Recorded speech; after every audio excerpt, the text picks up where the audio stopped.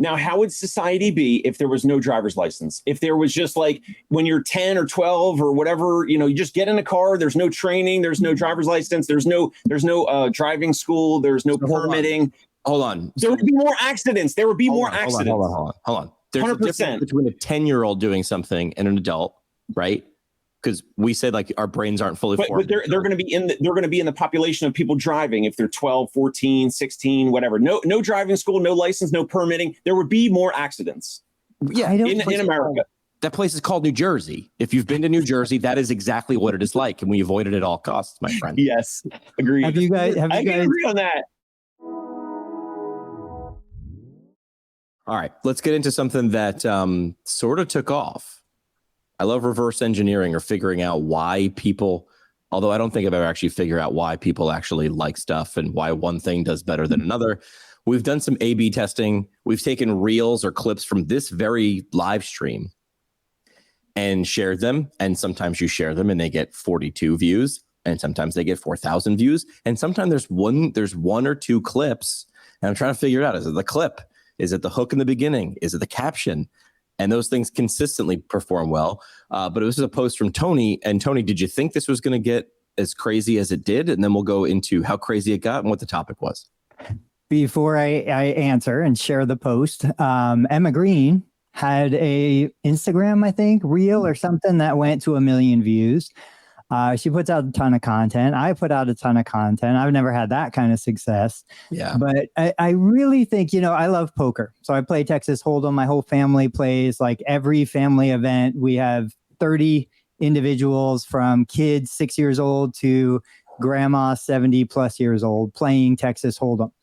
And the thing with Texas Hold'em is it's not just about the cards in your hand. It's not even just about the cards in the other player's hands. It's like you have to have the perfect scenario where you have the best hand, they have a really good hand, and they believe that their hand is better than your hand. That is the formula, and it's so many factors. Same thing with this.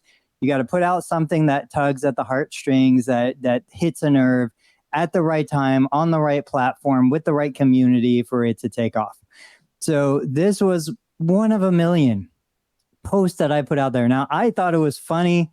I was laughing. And I think most of the people, I don't know, that probably didn't comment think it's just as funny.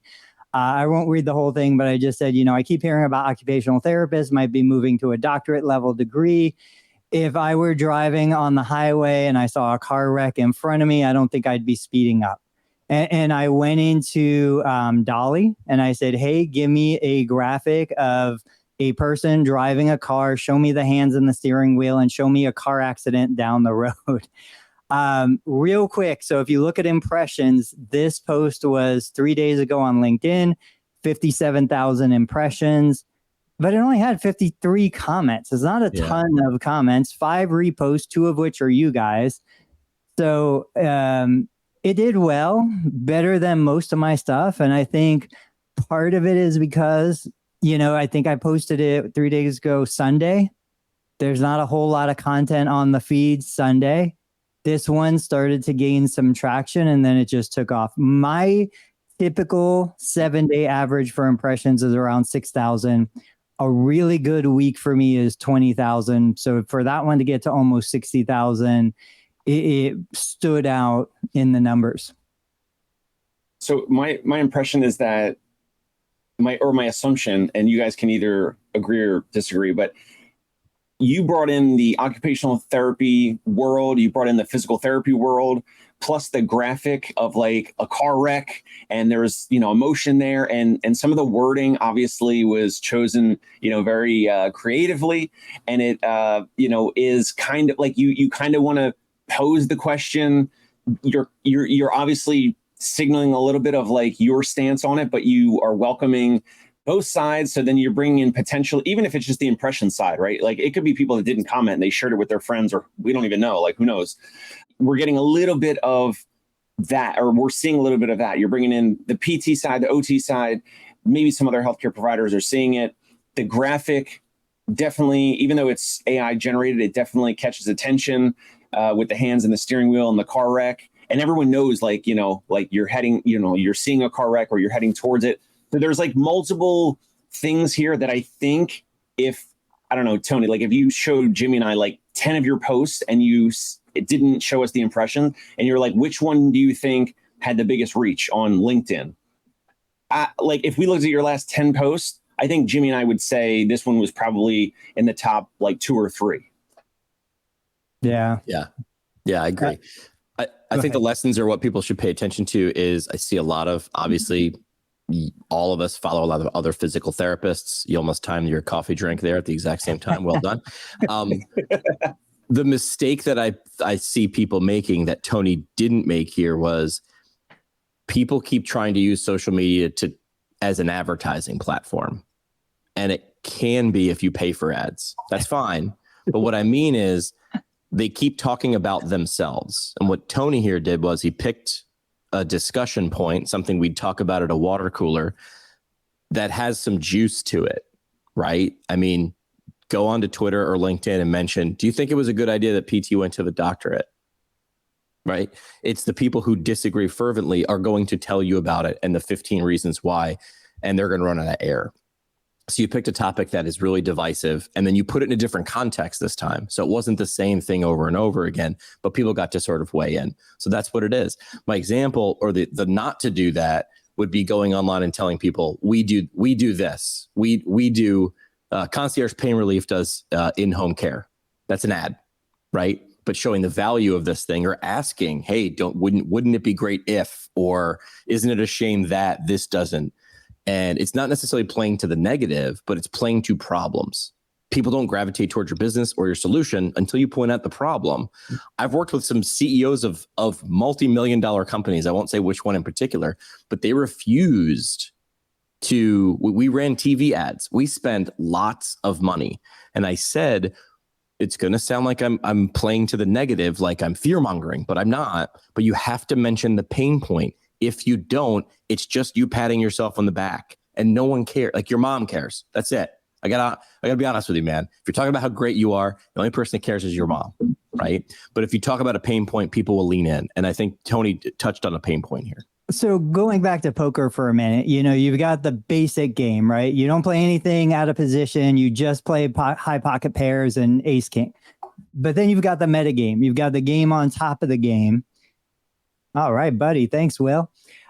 Which is, what are the emotions? How do we get deeper into this? And so when I'm looking at a post like that, I clearly know, okay, this is going to tug on emotions. This is going to get a visceral response. People are going to be upset and angry. And also people are going to resonate and they're going to be happy about it. And so the intent of a post like this, and really probably most of my posts, it's twofold.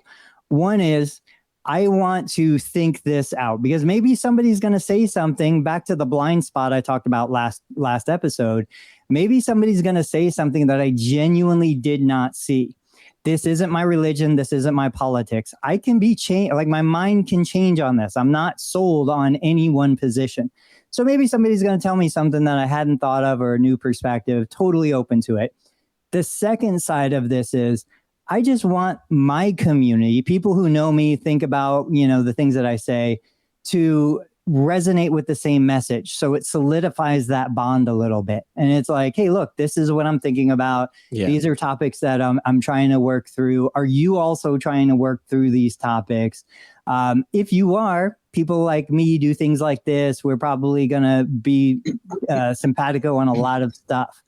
Another topic related to this that didn't get as much reach, but had just as much passion, and I want to hear your guys's, let's talk about this, is licensure. We've talked about it before. It's worth bringing back again.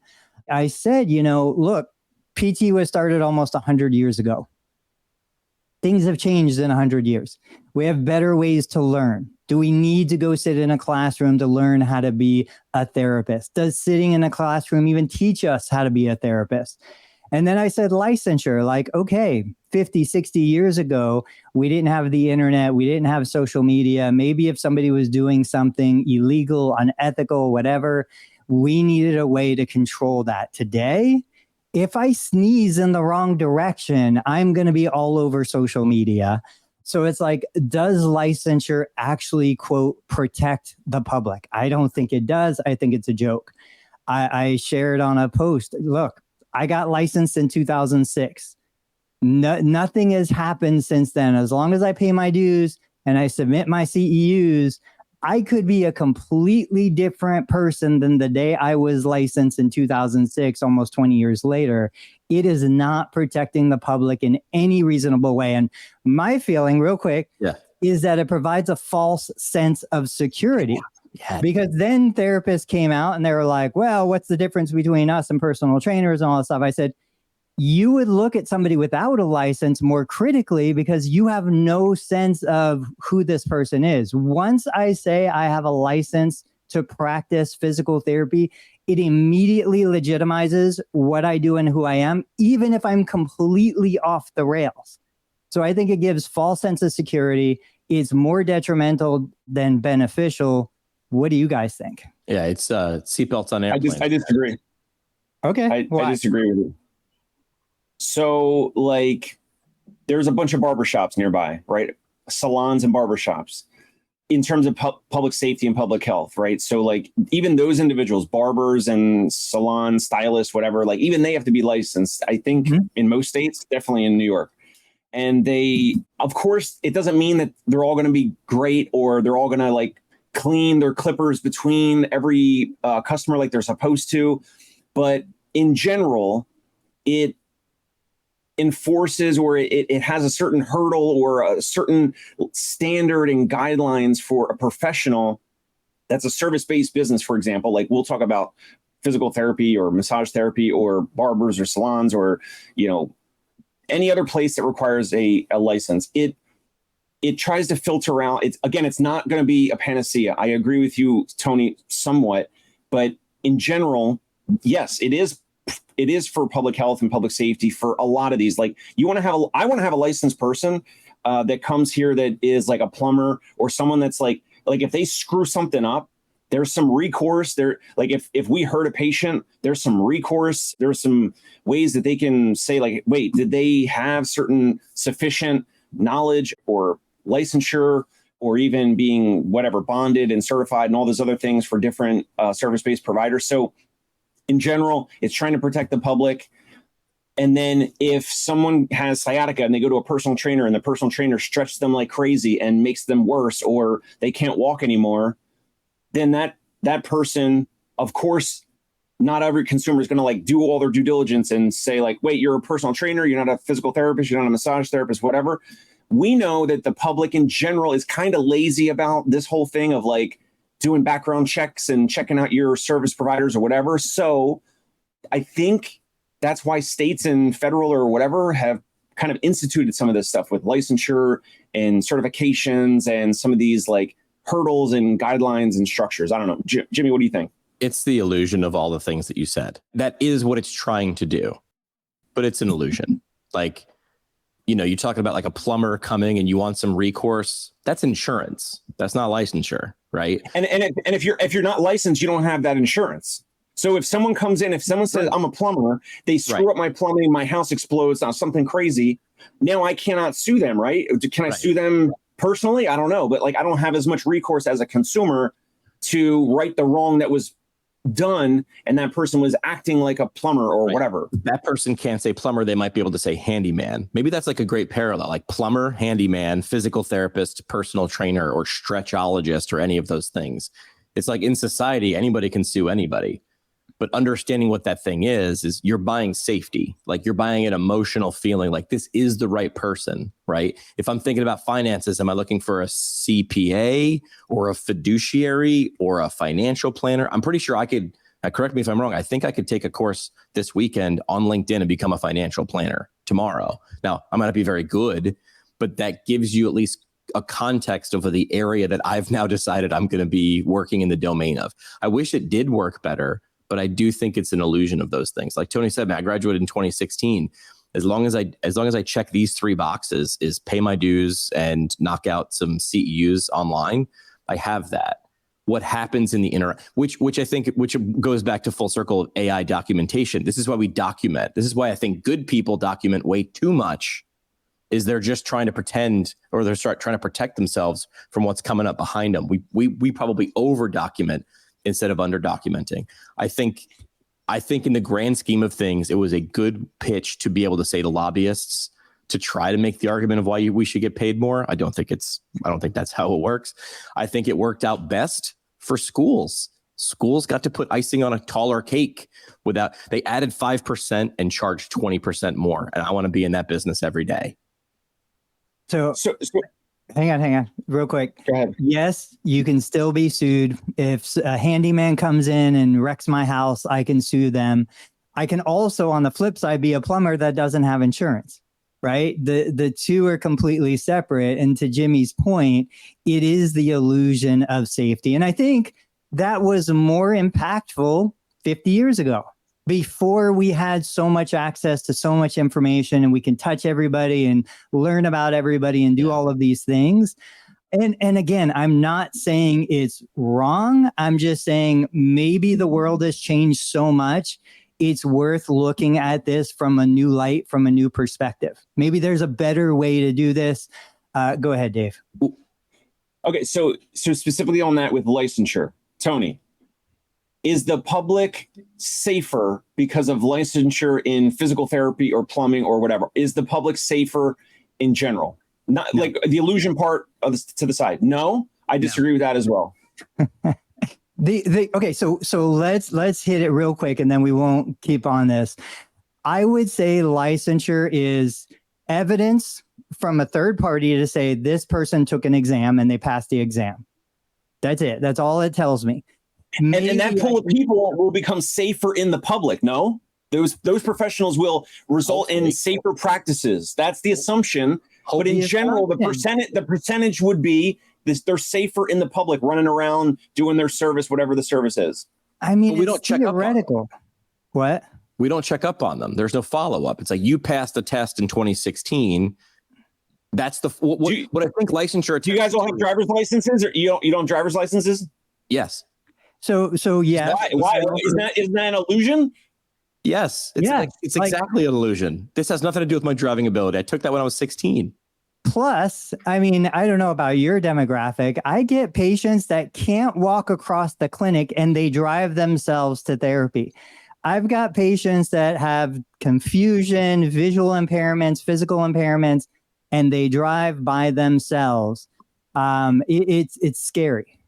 Now, how would society be if there was no driver's license? If there was just like when you're 10 or 12 or whatever, you just get in a car, there's no training, there's no driver's license, there's no driving school, there's no permitting. Hold on. There would be more accidents. There would be more accidents. Hold on. There's 100%. A difference between a 10-year-old doing something and an adult, right? Because we said like our brains aren't fully formed. But they're going to be in the population of people driving if they're 12, 14, 16, whatever. No driving school, no license, no permitting. There would be more accidents. Yeah, in America. That place is called New Jersey. If you've been to New Jersey, that is exactly what it is like, and we avoid it at all costs, my friend. Yes, agreed. I can agree on that. Have you guys seen the media? Two things. Have you seen the media coverage on Springfield, Ohio? Yes. Okay, we don't have to get into it, but the part of Dave's argument is going on in Springfield with with accidents. Okay, Dave, I was driving since I was, I want to say 12 or 13. Never got into an accident. I was driving years before I had a driver's license. I'm not saying it's not illegal. I'm saying this was the reality. You cannot compare yourself to I'm not comparing myself, but what I'm saying is there is still the idea, and maybe this goes back to political views, libertarian. Do you really think there's anyone in government, like in these bureaucracies that's licensure or anything like that, like the person at the DMV, whoever you want to point the finger to, are they really keeping us safe? And driving, as an example, is a self-limiting behavior. You're putting your own self at risk. I don't think we give individuals at any age enough credit. I let my kid climb a tree. He's going to climb as high as he feels safe to climb, and he's going to figure that stuff out. I missed it. Glad Jimmy's on screen. So we did miss a valuable comment, which is like, okay, let's say both of you are right, one of you is right, both of you are wrong. Doesn't really matter. I think the question is like, well, what are we going to do now? Because we talked about PT doing a thing. PT then said we were going from a bachelor's to a master's degree to a doctorate. And then we're watching a car wreck, right? We're saying, well, if OTD is going to do this, like, wouldn't you have slowed down, or wouldn't you got over to the right lane? And I noticed this person's in the that's the passing lane. Anybody from New Jersey, the far left one's the passing lane. That's what you're supposed to do there. Then you move over. You got to get over. Yeah, you got to get over. But then the question will be like, well, what do you do about it? This will likely never happen. But Will has a good point. Would we ever take a step backwards? It's never going to happen. Did we ever? Is the juice worth the squeeze? Did we get so much more out of going to a doctoral degree that we're still like, look where we are. I don't remember the exact year. I think it was, 12, 11, when it was mandated that you had to go to a doctorate. There was no more grandfather clause. Are we that much better? Because it's been that long and we're still arguing, do we even use the title we went and paid for? Like, dude, we aren't even on chapter 1. We're in the table of contents of being able to leverage this. Because if you're not even going to use the title, which again is an illusion, completely, all titles are, I'm not sure what the value was. But if it's more information and getting better, people were going to do that or not do that anyway. So what I couldn't believe, and we can wrap it up with this and go to Dave's topic. What I couldn't believe, and Will's a great example of this. Will has had so much success. He's taken all of his knowledge, not just in the world of physical therapy, but everywhere. Dave brings up a great example all the time, which I had never considered, but opened my eyes to this, which is even if we never use our DPT credentials or licensing or anything like that, disclosure, I'm not a DPT, I'm a PT, we still have that knowledge. And how much is that knowledge worth in our own lives, keeping ourselves healthy, keeping ourselves fit, keeping ourselves mobile and independent? But the simplest answer that I can't believe nobody said across hundreds of comments across multiple platforms is, Tony, if you don't like the idea of licensure, just give it up. Go on your own, get out of the profession, give up your licensure. You can do anything you want to do. There is nothing keeping you in it. And that's totally true. I could literally today, your insurance contracts are keeping you in it. Well, that's the thing. So but even within that, I know people who are not licensed therapists who own physical therapy practices and benefit from in-network contracts. But I really could just let it go. It's going like deeper. It's like, it's like when religions claim that they created morality, it's like they didn't. So it's like the government saying we created safety. And then to get it, you have to show up here every Sunday, or you have to show up here every year and pay your dues. I get the idea, and it does look like it looks like a structured program. It looks like it's trying to raise the floor. And all you have to do is come in on the ground floor, but then people can go to the basement as soon as they're done, as long as you don't get caught, right? I mean, so I get it, but I do think it's a little bit of an illusion. I wish it wasn't. I wish it leveraged. All right, so what are we talking about next? Are we talking about next level? Yeah, let's talk about Spanx, next level. What do you got, Dave? Which one do you want to talk about first? Because they are different. They're different. Well, we can talk about both because they're both physical products.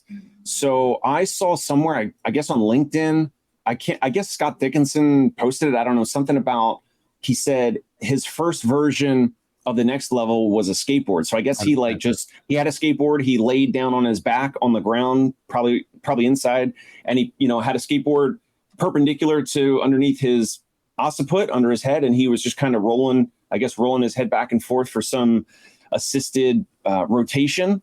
And that was like the prototype or the initial idea or something. I don't have other information around it, but looking at what it is now, it's basically that, but it's just like a platform that I think, kind of goes side to side for restoring range of motion and rotation of the neck and the cervical spine. And I just thought it was so clever. And I'm just, sidebar, I'm pumped that a physical therapist thought of this, did this, right? Is he a PT? I believe he is. Yeah, he is. So, plug, I just released an episode today where essentially I stole the format of NPR's How I Built This. And I talked to Garrett Drumheller, who created a product, and Scott Dickinson, who created a product, and coming out later this week, Helena and Patrick Esmond, who created a product. And the purpose of this 5-part series was to show where the problem was and then what they do about it. Like, believe me, I'm a guy with a lot of ideas. Ideas are a dime a dozen. It's that execution, or that's that drive to say, I'm just going to keep going. I'm going to figure out the next problem. His big issue was wrapping a TheraBand around your head and doing these neck exercises just didn't do it. But when people did it right, it really worked. But they were just sort of looking at him like, this is where we are in 2022 or whenever he started. He's like, this is where we are. And he literally did. He said he laid down on his skateboard. He's like, this is the motion, but we need resistance to this. How do I make this motion harder? And if you look at it now, it looks like a skateboard without wheels, kind of on a glide track, but then with variable resistance to it. He's got a suction cup you can put on the wall, so you can do it while I'm standing, stuff like that. So he goes deep into it. He made it on Netflix. Did you hear about that? No. What was the show on Netflix where like they follow around like Patrick Mahomes and stuff like that? Like, wasn't there like a behind the scenes or whatever? That one was called quarterback, and then now there's one called receiver. He made it on quarterback. So like they're using it like on the show. Like, trust me, like that's kind of a big deal. Once in radio, I was running a radio station in Scranton while The Office was on set in Scranton. And we used to send boxes of stuff to NBC's prop department.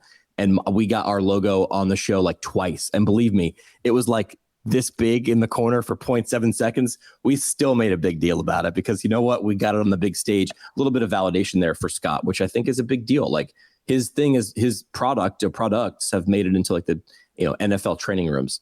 What about Sarah Blakely, though? I think she's a great story, too. Tony. Hang on. Before we hit that one, another PT invention that I want to highlight. I don't know if you guys remember this. I bought this. Yeah. Steve Sudell. So they raised $900,000 on Kickstarter when they announced this. I know everybody watching this has made some version of this. We used to do it with the pull-up bands, and we'd hook it onto the door frame, and patients would lay on their back. There are so many examples of therapists who do so many innovative things in the clinic, but they never take that next step. You know, we had Urson on the show, Dr. E. He's created a bunch of physical products. He's done an incredible job with that stuff. Just look around what you're doing every single day. You are modifying things. That is a physical product. It's just taking it to that next step if you want to go down that world. Now, the interesting thing about this, the neck hammock, was as soon as I saw this come out publicly, there were like 1,000 replicas coming out of China for that same exact product at like a third of the price. Yeah. So I don't know if that's the route you want to go, but go ahead. I was just about to say that. I had Steve back on PT, I almost said PT Pintcast, back on PT Tech Talk years ago to promote that Kickstarter. I bought one of those. It works. But then years later, I said, hey, Tony, send me your Amazon affiliate link because I want some traction that actually works. So then I got the one. What's the other one, Tony? The one that the company sent you with the comfort track. The comfort track. Pneumatic cervical device that you lay on your back for. Yeah. So either the Saunders unit or the comfort track, those work a lot better, just flat out. And then those are $350. This one was like $70. I know. Yeah. And you get what you pay for. One's more effective than the other, in my opinion. But also with the copycats and China and all these other manufacturers, this is one of the reasons I believe to stay away from physical products. Urson and others, prove that wrong. They can do it, but you have to have some money and energy to go into physical products, knowing that it's going to get copied, and you have to split your attention to current product, future product development, and then also defending your product, which is not easy at all. Hopefully with Next Level, they have kind of like, I'm assuming it kind of looks a little intricate with like how it's constructed, and maybe it's a little bit more challenging to copy compared to the neck hammock, which appears to be very easy to copy. I mean, it's proof of concept, right? Like imitation is the sincerest form of flattery. It means that you're onto something. But yeah, it is a different business. Like, understand that this is a different business. Now, these episodes will start to blend together for me when you've done more than 1,700 episodes, even if I did them last week. But both of them said working with people who clearly understand this type of business was, if not the biggest, even bigger than the idea. So I forget which one had talked about the people that they worked with. And then they mentioned some products that all three of us would know if I just mentioned them. And they said, this person helped invent this, or this person didn't help invent this. This person took that person and then brought them to the next level and then had to do all those things. They play defense while you're still playing offense. It's a business. You have to decide if that's the business you're in, right? Because this is different than running a clinic, but being a clinician is different than running a business. It's not like you do this you're a clinician for 10 years and then you become a manager. Being a manager, inpatient, outpatient, anywhere, is a different business than being a practitioner. They are very, very wildly different just because you've been there for a long time. I ran into that in my radio career. I was on air and I was a assistant program director.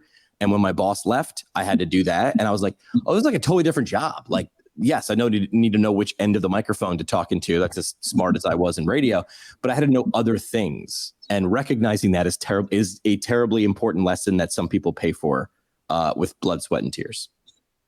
Dave, tell me about Spanx.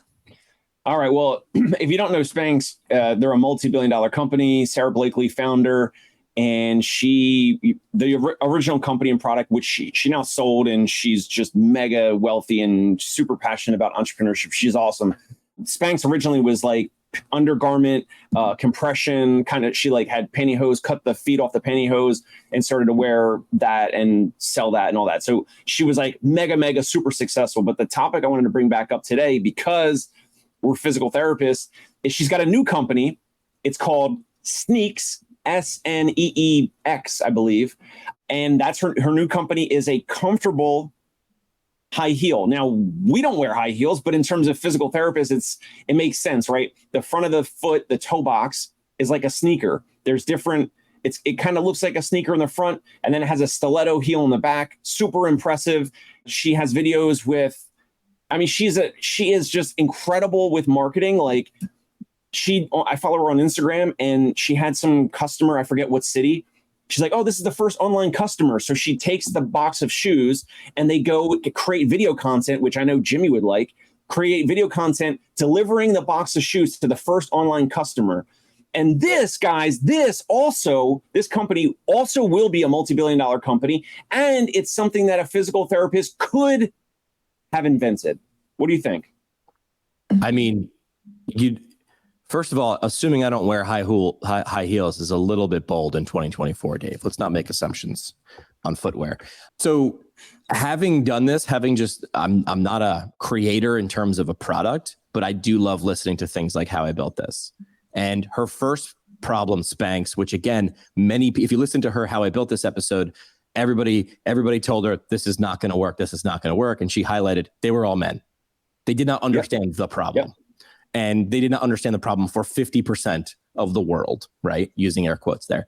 So is there a problem here? I would say I understand this problem more than I would the Spanx issue that she created then sold, which is I've been to a wedding. I've been out with someone who does wear heels, who's then said, oh, love the way they look, but man, these things hurt. So if you can solve them better, which it looks like she's giving a shot at, I'm not in this space. So I don't know if anybody's taken a shot at it, but I would say this has got a decent leg up on the competition and on the market.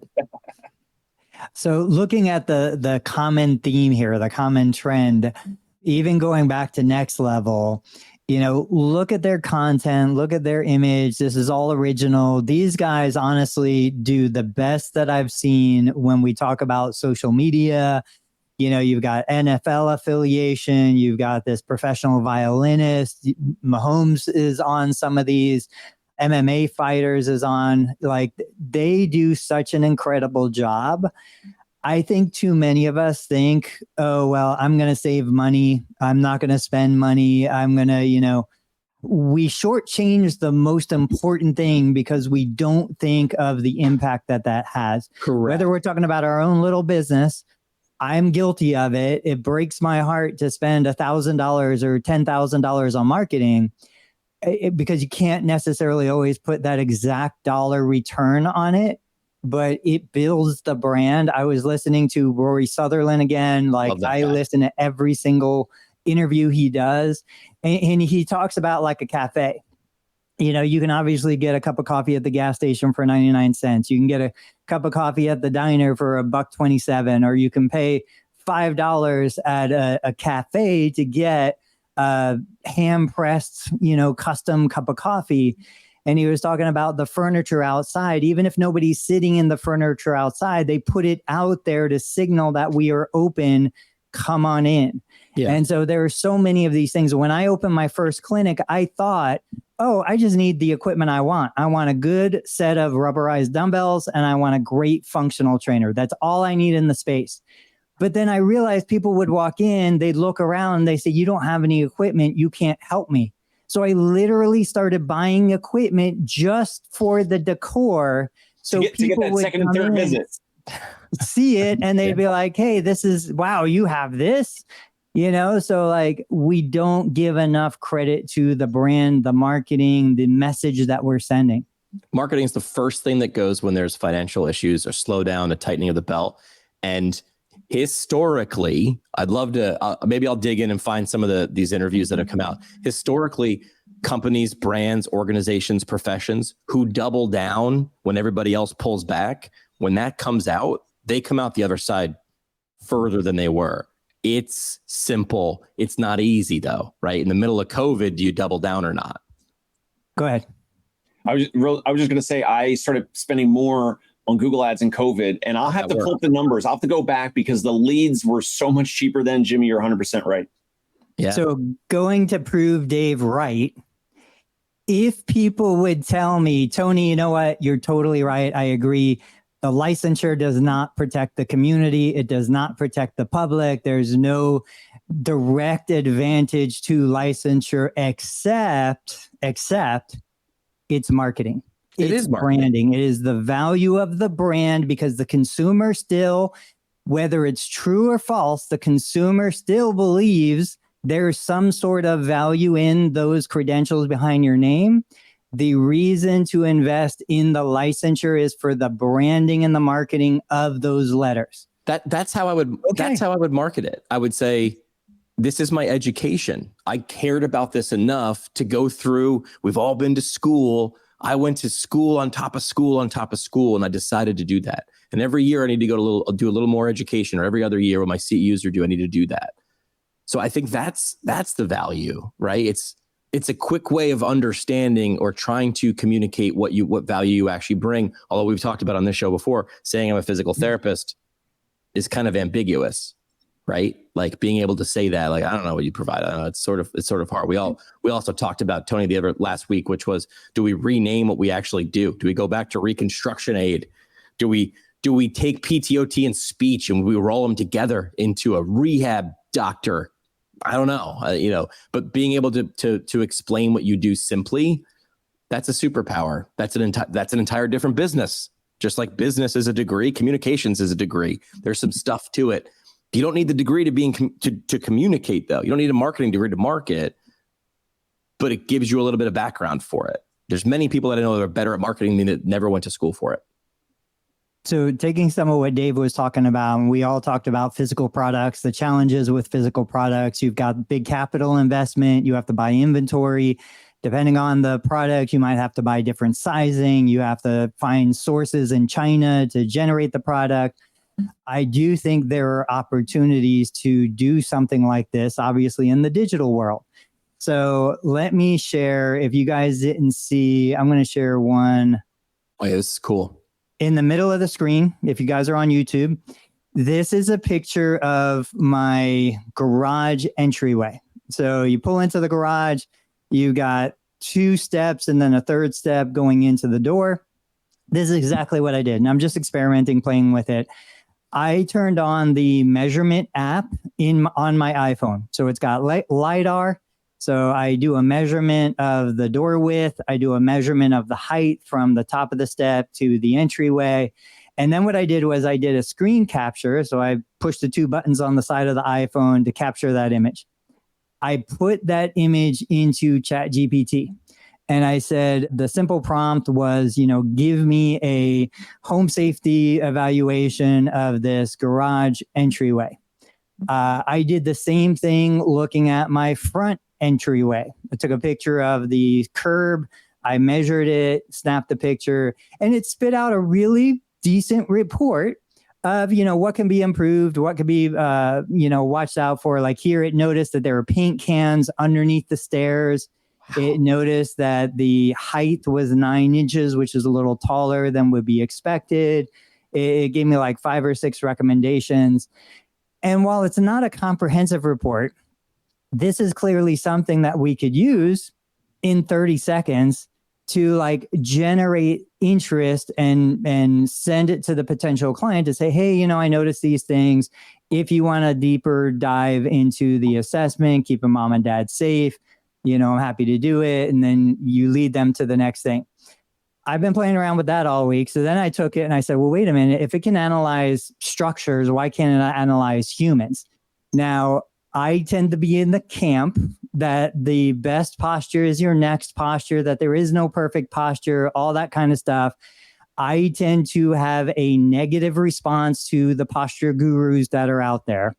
But that being said, there's clearly a commercial demand. People want to be told that their posture is terrible and they want to be told how to improve their posture. I do have a HIPAA release, media release for this individual, but whoops, there it is. So then I went in the clinic. I was like, hey, let's see what ChatGPT can do in these cases. So I snapped a quick picture from a posterior profile. I draw these lines in the photo app on my iPhone. I take that straight into ChatGPT and I say, hey, give me an analysis of this individual's posture. And so where I see this going from a commercial perspective is, you guys know I've shared this idea. I love what 99 Designs did for logos and branding. 99 Designs is a website. You put your project out there and you get all these proposals and recommendations.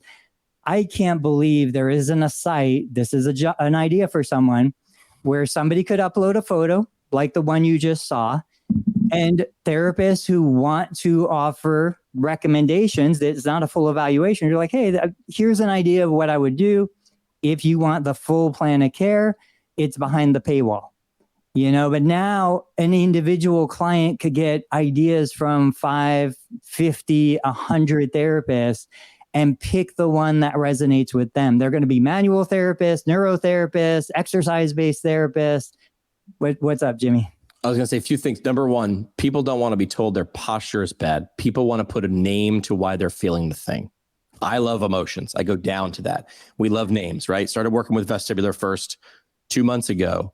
One of the most powerful reasons that clinicians and patients that I've talked to has said it's the infrared goggles they use is because they're feeling dizzy or they're experiencing these feelings, but there's no scan. Everybody keeps saying, like, I've felt dizzy. Can't you just lay down for a little bit and then get up?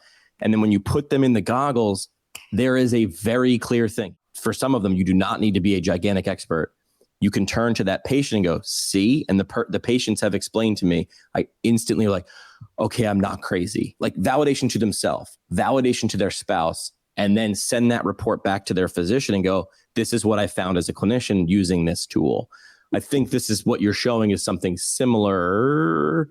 People want something, they want a reason for that. Why does my shoulder hurt? Why does everything hurt? They want validation. They want a name so they can, because if I have a name, if I have a destination, I can plot a course. And that's all everybody does is journeys. So the individual on the screen, and Dave, I want to hear your impression. He had no idea, you know, what he looked like until we snapped the picture and I showed him. So to Jimmy's point, he's like, I know I don't feel great. I know there's something going on, but until they see it, and how many of us see our posterior view in a normal day anyway? Twice a day for me. Dave, what do you think? Do we have an idea?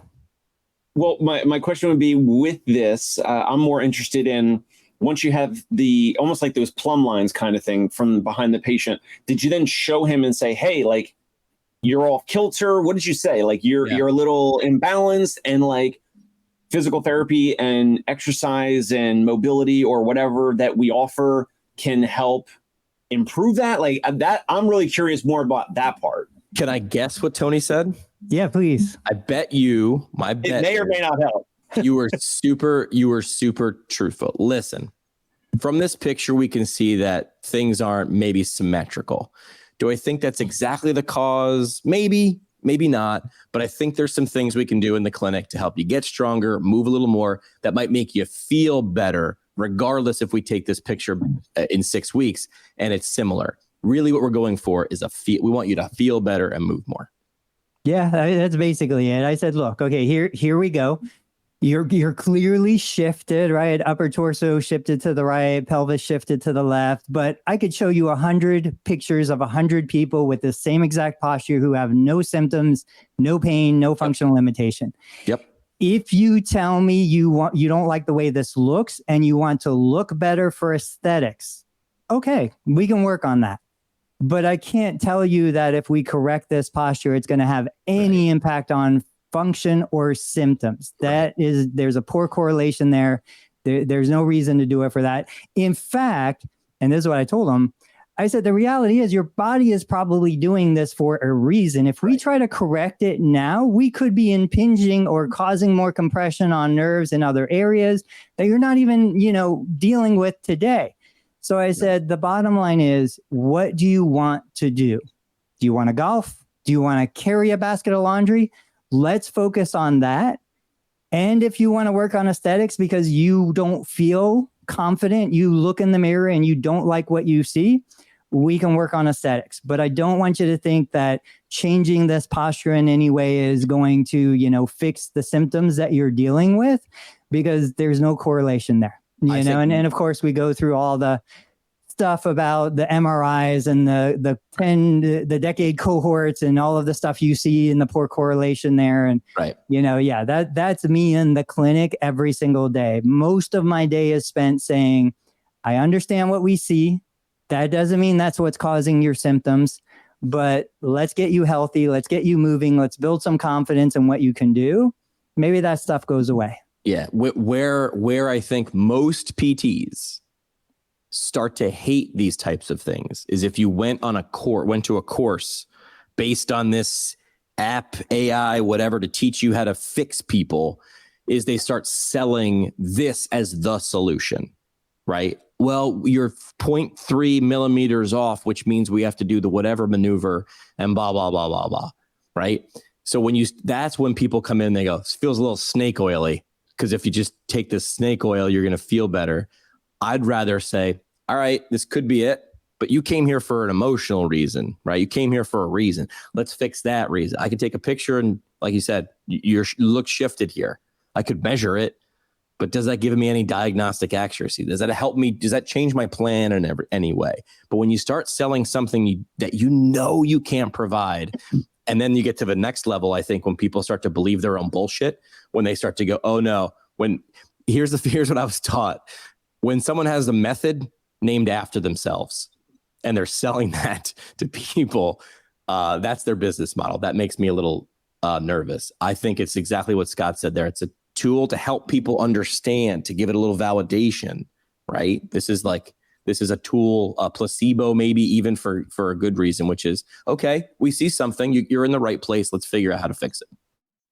Yeah. Now, the other image that Tony shared with the measurement, Tony, with the step, that's that kind of goes back to what we talked about a couple episodes with the home assessments. When I was away in Georgia, I was up on the cabin and we were talking about the home assessments. Yeah. So also the other picture that you showed maybe last week or the week before about the sink, you had your restroom and the sink, and that did not have measurements.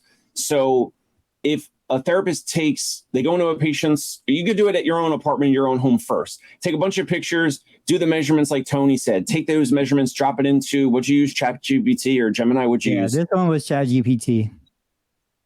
So you drop the photos into ChatGPT and say, hey, I'm a physical therapist, I'm an occupational therapist, whatever. Here's the measurements of different areas of this residence. Are these ADA compliant? And can you give me some recommendations, whatever? That will literally, like you said earlier, a few minutes ago, it'll spit out a report. And that's how a therapist can charge $300, $400, $500 for a home assessment. There, right. That picture, right here, this picture has no measurement of the sink height, the toilet height, the light switch, the doorknob, whatever. So that's just a reminder about the home assessment, like with pictures and the report. But wait, there's more. So look at what Dave just said. I'm going to yes and it. This one does have measurements. And Tony, did you take the measurements with the Measure app on iPhone, or did it just do that? Yeah. Yeah. Okay. No. Perfect. So there's no measurements here, except is that an Airwick air freshener? I think so. I don't And know. I bet you AI would be able to know the exact height to the millimeter of an Airwick air freshener. And now it can do the Pythagorean theorem and figure out exactly how tall the air wick is. And then by using the air wick, it knows how tall the toilet is. And then it has, you've given it a banana. Do you guys know the funny thing about scientists and bananas and stuff like that? Americans will use anything except for the metric system to measure health. So people will put a banana in a picture, be like banana for reference in terms of scale. So you don't need a banana. Or maybe that's a product is you sell it to PTs. All you gotta do is put this banana, because this banana is exactly 9 inches long, in the picture. And now the AI goes, got it. For reference, that banana is this big, which means that. It's using it as a reference point. But look, in the future, you're not even not the future, in the present, if you just do it a little like slightly differently, like, okay, now knowing the height of that air wick, now base everything on that because it's in the picture. There's a zero. You have a reference point.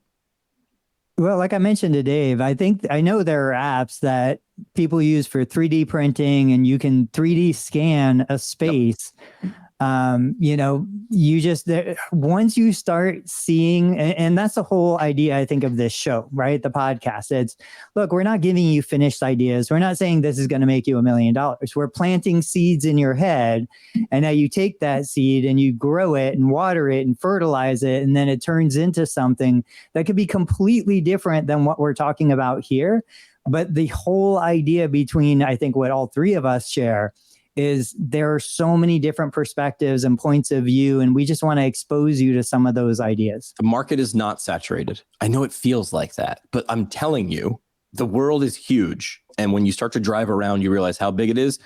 Just understand it's even bigger than that. It's 100 times bigger than that. But we do want a 1% of any idea that you take from this show and then go and become a billionaire. We just like 1%, or have us on your podcast when you eventually become a billionaire. Hey, Stephen Dunn is here. I totally missed all of these comments. I was on the wrong screen.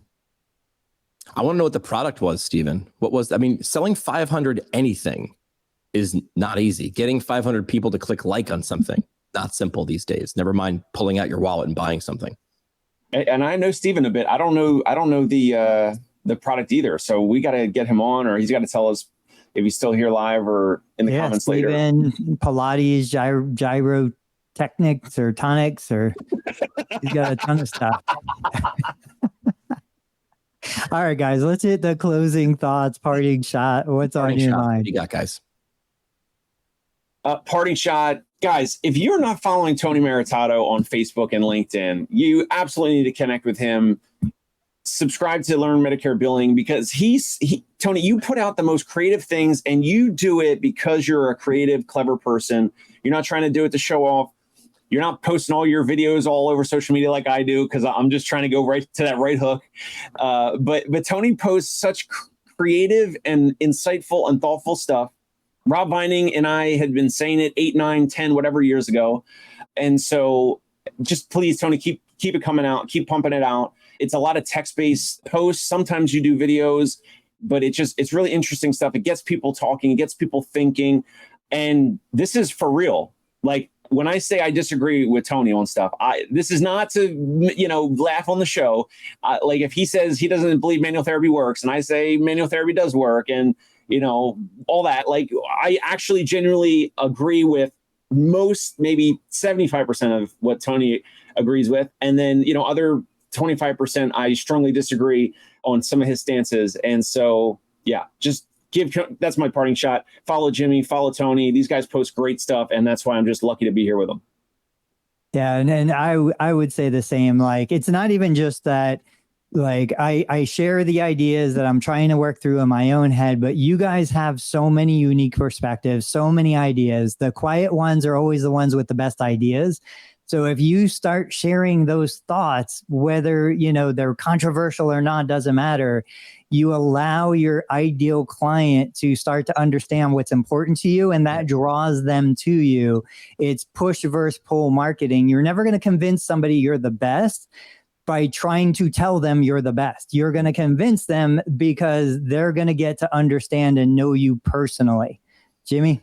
Yeah, I'll yes and both of those with my parting shot, which is, I think the hesitation for people to share things is, I need to put out a finalized perfect product, a perfect tweet, a perfect PDF, a perfect solution. And I think I actually lost my way maybe 3 or 4 years ago, when my podcast started to gain traction, I started to say, well, now I need to act I went from a student who launched a podcast and all my show was vulnerability. And I don't really understand this, but in 20 minutes, we're going to understand a little bit more, maybe not everything.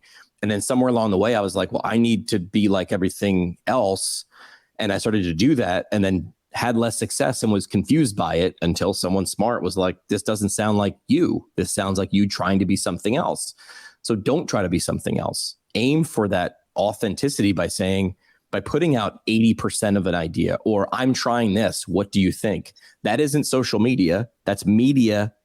That is social. That's actually how you win at that game, knowing that you're never actually going to win at that game. But that's how to use those platforms or these platforms to actually move your needle and other people's needle. Hey, it's Dave Kittle. Are you a healthcare business owner or physical therapy practice owner who is looking to figure out your succession plan or exit strategy? We might be able to help. And in fact, we may be interested in acquiring your practice. If you're interested, you can reach out to me. Shoot me an email at dave@conciergepainrelief.com. That's DAVE@CONCIERGE painrelief.com, or you can call me at any time, 646-781-8884.